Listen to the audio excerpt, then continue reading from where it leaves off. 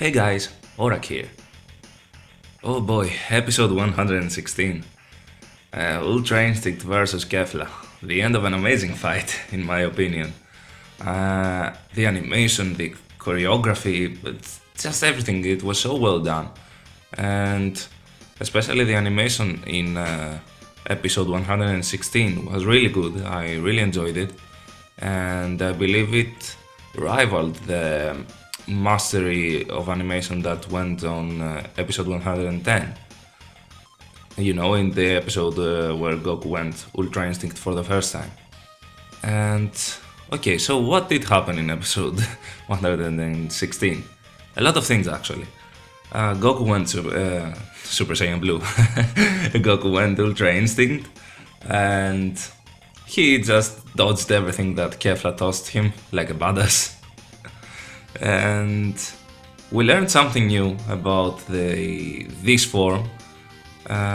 One thing is that, of course, Goku hasn't mastered it, and he only seems to tap into it when a massive energy rivals him to do it.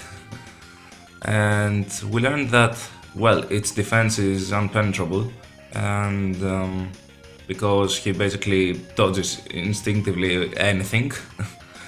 But his attack isn't that good, and the reason is because whenever Goku or Vegeta or any other Dragon Ball Z character fights, he's strategizing, and while holding your defense is a bit easier in terms of strategizing, just dodge everything like Piccolo says in Team 4-Star.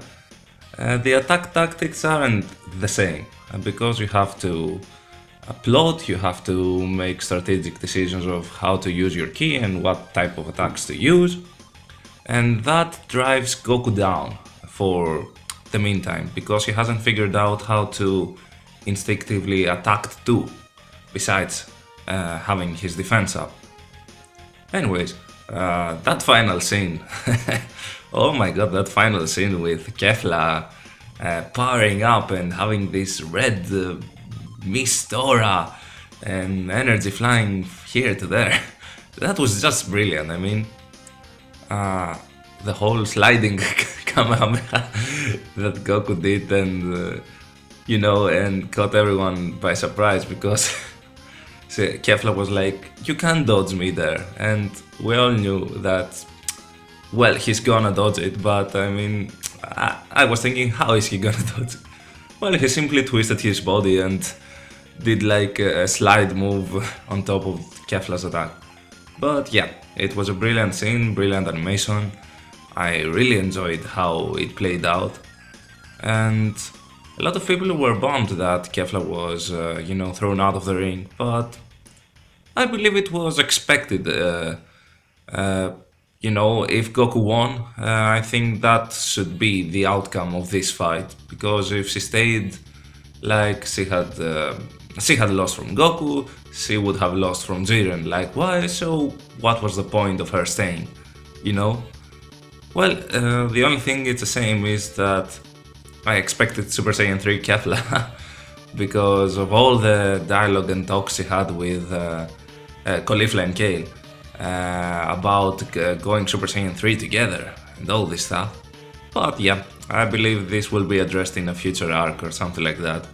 I'm mostly sure of that. Now, let's recap the whole Goku versus Kefla fight from its start to its finish. One thing that I was not really bummed about it, but I noticed and kinda stirred my thoughts a bit, was that it wasn't immediately addressed that Goku was weakened from Jiren's fight, and thus he couldn't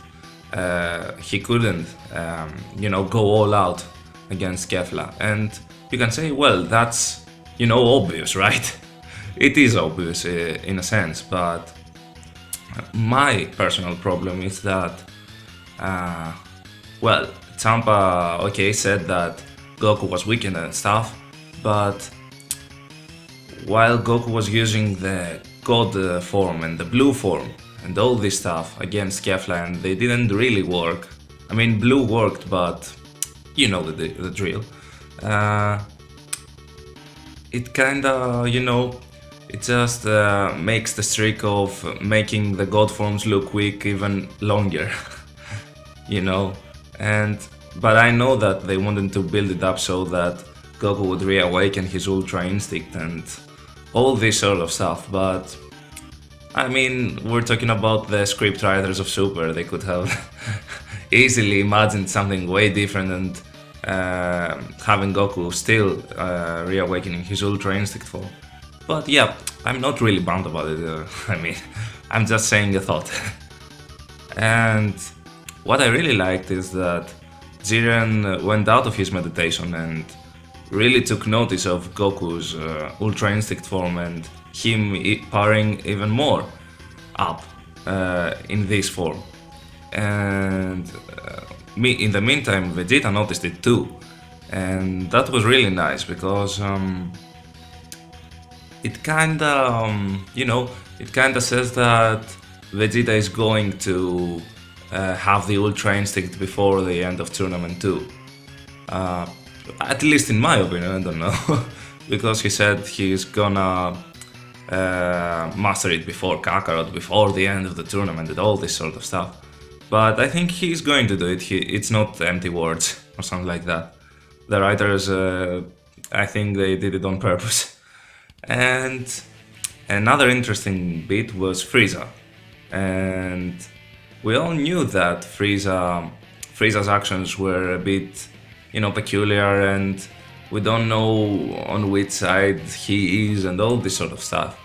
But, well, we know his intentions of, going above all the gods and all this stuff.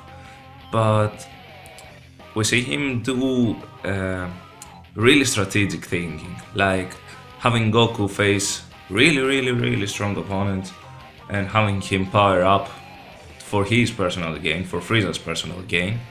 Because, Goku is firing up, he's gonna knock out Jiren, and that will be the opportunity for Frieza to, throw everyone else out and claim he's Whis or something like that, I don't know.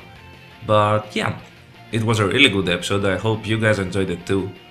I certainly did. And I really hope we get to see more episodes where, the exposition is just right, like in this episode, where Whis chimed in and said all the right stuff at the right moments. And the funny thing is that I have a video that you will guys see on Saturday, that I'm talking about Super, that it needs more exposition. So yeah, it already kinda builds upon this, so I'm really glad about it. Anyways, I hope you enjoyed this video, guys, this small discussion, and I hope I'll see you soon. Bye bye.